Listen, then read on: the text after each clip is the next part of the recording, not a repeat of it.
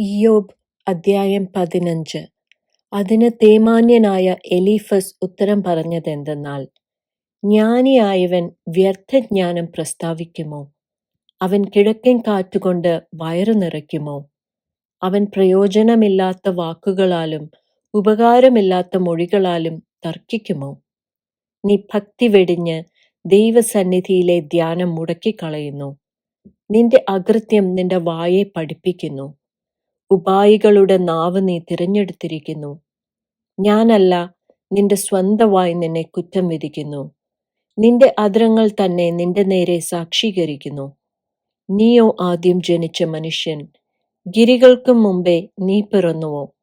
നീ ദൈവത്തിന്റെ മന്ത്രിസഭയിൽ കൂടിയിട്ടുണ്ടോ?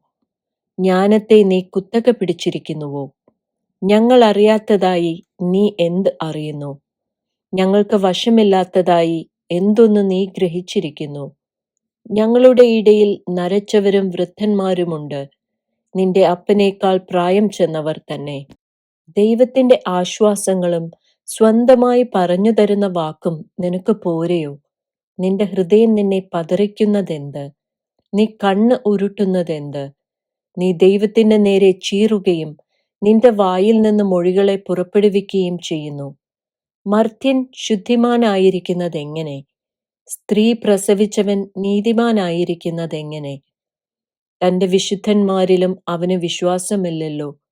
സ്വർഗവും തൃക്കണ്ണിനു നിർമ്മലമല്ല. പിന്നെ മ്ലേച്ഛതയും വഷളത്വവുമുള്ളവനായി വെള്ളം പോലെ അകൃത്യം കുടിക്കുന്ന മനുഷ്യൻ എങ്ങനെ? ഞാൻ നിന്നെ ഉപദേശിക്കാം, കേട്ടുകൊള്ളുക. ഞാൻ കണ്ടിട്ടുള്ളത് വിവരിച്ചു പറയാം. ജ്ഞാനികൾ തങ്ങളുടെ പിതാക്കന്മാരോട് കേൾക്കുകയും മറച്ചു വെക്കാതെ അറിയിക്കുകയും ചെയ്തതു തന്നെ. അവർക്ക് മാത്രമല്ലോ ദേശം നൽകിയിരുന്നത്. അന്യൻ അവരുടെ ഇടയിൽ കടക്കുന്നതുമില്ല. ദുഷ്ടൻ ജീവപര്യന്തം അതിവേദനയോടെ ഇരിക്കുന്നു. നിഷ്ഠൂരന് വെച്ചിരിക്കുന്ന ആണ്ടുകൾ തികയുവോളം തന്നെ. ഘോരനാദം അവന്റെ ചെവിയിൽ മുഴങ്ങുന്നു. സുഖമായിരിക്കയിൽ കവർച്ചക്കാരൻ അവന്റെ നേരെ വരുന്നു. അന്ധകാരത്തിൽ നിന്ന് മടങ്ങി വരുമെന്ന് അവൻ വിശ്വസിക്കുന്നില്ല. അവൻ വാളിനിരയായി നിയമിക്കപ്പെട്ടിരിക്കുന്നു. അവൻ അപ്പം തെണ്ടി നടക്കുന്നു, അത് എവിടെ കിട്ടും? അനർത്ഥ ദിവസം തനിക്ക് അടുത്തിരിക്കുന്നു എന്ന് അവൻ അറിയുന്നു. കഷ്ടവും വ്യാകുലവും അവനെ അരട്ടുന്നു. പടയ്ക്കൊരുങ്ങിയ രാജാവെന്ന പോലെ അവനെ ആക്രമിക്കുന്നു. അവൻ ദൈവത്തിന് വിരോധമായി കൈനീട്ടി സർവശക്തനോട് ധിക്കാരം കാട്ടിയതുകൊണ്ട് തന്നെ. തന്റെ പരിചകളുടെ തുടിച്ച മുഴകളോടുകൂടെ അവൻ ശാഠ്യം കാണിച്ച് അവന്റെ നേരെ പാഞ്ഞു ചെല്ലുന്നു. അവൻ തന്റെ മുഖത്തെ മേധസ് കൊണ്ട് മൂടുന്നു. തന്റെ കടിപ്രദേശത്ത് കൊഴുപ്പ് കൂട്ടുന്നു.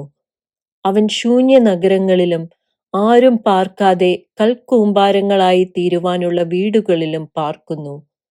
അവൻ ധനവാനാകയില്ല, അവന്റെ സമ്പത്ത് നിലനിൽക്കയില്ല. അവരുടെ വിളവ് നിലത്തേക്ക് കുലച്ചു മറിയുകയുമില്ല. ഇരുളിൽ നിന്ന് അവൻ തെറ്റിപ്പോകയില്ല. അഗ്നിജ്വാല അവന്റെ കൊമ്പുകളെ ഉണക്കിക്കളയും. തിരുവായിലെ ശ്വാസം കൊണ്ട് അവൻ കെട്ടുപോകും. അവൻ വ്യാജത്തിൽ ആശ്രയിക്കരുത്, അത് സ്വയവഞ്ചനയത്രേ. അവന്റെ പ്രതിഫലം വ്യാജം തന്നെ ആയിരിക്കും. അവന്റെ ദിവസം വരും മുമ്പേ അത് നിവൃത്തിയാകും. അവന്റെ പനമ്പട്ട പച്ചയായിരിക്കയില്ല. മുന്തിരിവള്ളി പോലെ അവൻ പിഞ്ച് ഉതിർക്കും. ഒലിവ് വൃക്ഷം പോലെ പൂ പൊഴിക്കും. വഷളന്മാരുടെ കൂട്ടം വന്ധ്യത പ്രാപിക്കും. കൈക്കൂലിയുടെ കൂടാരങ്ങൾ തീക്കിരയാകും. അവർ കഷ്ടത്തെ ഗർഭം ധരിച്ച് അനർത്ഥത്തെ പ്രസവിക്കുന്നു. അവരുടെ ഉദരം വഞ്ചനയെ ഉരുവാക്കുന്നു.